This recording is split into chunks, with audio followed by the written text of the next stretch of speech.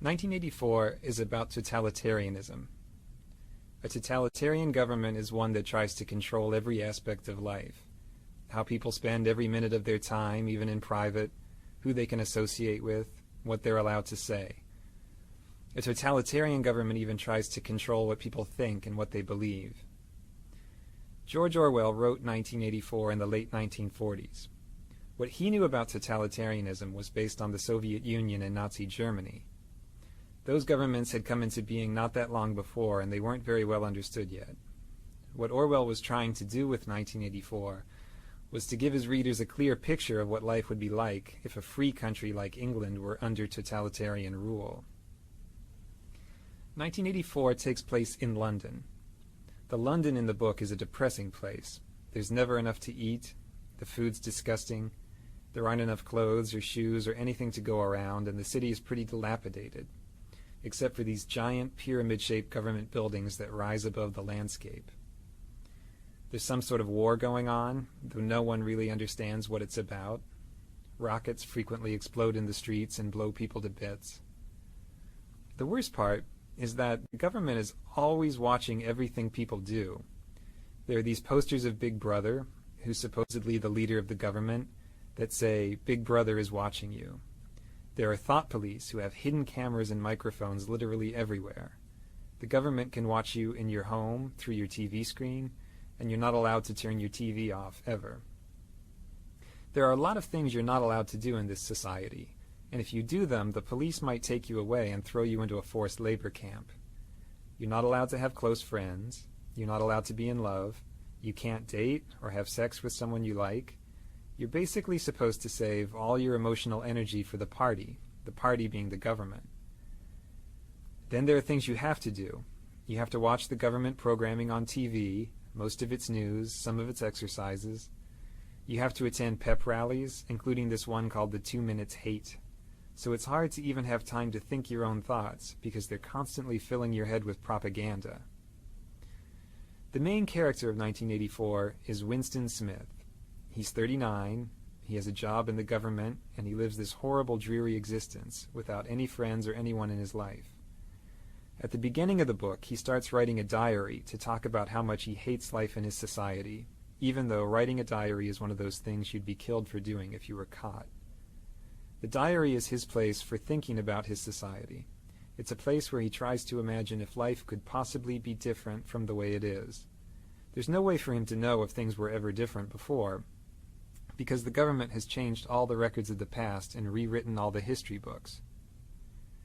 At the beginning of the novel, there are two other people who matter to Winston, and he doesn't even know either of them. One of them is Julia. Julia is this attractive young woman who works in the same building as him. She's some kind of mechanic. Winston basically hates her. He hates her because she's pretty and he can't have her, but he also thinks she's the sort of person who would turn him into the thought police. So he's afraid of her, but also sort of fascinated. The other person he's interested in is this portly guy named O'Brien, who's a member of the inner party. That means he's a boss, much higher up than Winston. Winston should be afraid of this guy, but he gets the sense that O'Brien is intelligent, so he has this yearning to be friends with him. He thinks O'Brien would understand how he feels about life. The book takes a turn one day when Julia slips Winston a note that says, "I love you." This note completely rocks Winston's world. Of course he's interested. He can't wait to get in touch with her. But it's very hard for them to say 2 words to each other in private with all these spies and cameras everywhere. Finally, they do manage to get out to the country, and they start this mad love affair. The love affair makes them both very happy. It's dangerous because they could be killed or sent to labor camps if they get caught, but that makes it more exciting. At last, Winston has someone who understands him and who hates the party as much as he does. But Winston needs to go that extra step. He's rebelling against the party privately by having the secret affair. Now he wants to go to the next level and be an active rebel against the government. He gets his chance one day, when O'Brien invites him to his apartment to look at something work-related. Winston takes a leap of faith and guesses that O'Brien must be part of the rebellion, because no one invites people over to their home. It just isn't done. So he and Julia go to O'Brien's house and confess that they want to be rebels, and O'Brien says, "Yes, I'm a rebel too," and we all read this book that explains why things are the way they are.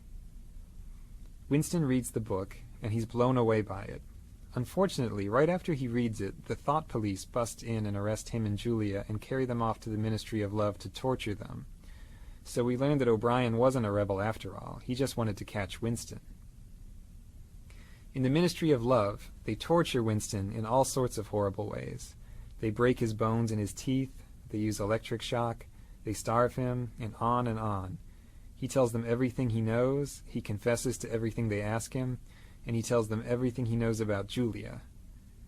After torturing him over and over, O'Brien finally tells Winston what it is that the government really wants. What they want is to have total power over the minds of people like Winston. They want people like Winston to say 2 + 2 = 5 and really believe it, not just say it to avoid a beating. For the government, it's purely an exercise in power. They're not trying to control his mind for some other purpose. They just want to exercise total power over people's minds. They finally do break Winston completely, in this place called Room 101, where they do whatever it is you're most afraid of. They lock his face into a cage and threaten to let these rats eat their way through his face. He has a phobia of rats, so he loses it and says, "Do it to Julia, not me," which is a complete betrayal of what's most important to him. The government has taken his last shred of integrity. After he does that, they let him and Julia go. The thought police don't care about them anymore. The two of them meet on the outside, but they can't love each other anymore. Winston and Julia are basically broken people after they get out. Winston has changed to the point that he doesn't even want to think about anything that might be rebellious. He just sits in a cafe listening to the news and smiling. The last words of the novel are, "He loved Big Brother." So, one of the points the book makes is that a human being can be broken down completely until he'll believe whatever you tell him, even if it's that 2 + 2 = 5.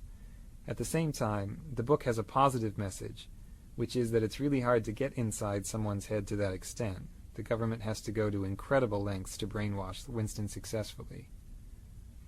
For more information about 1984, check out the SparkNote to it on sparknotes.com.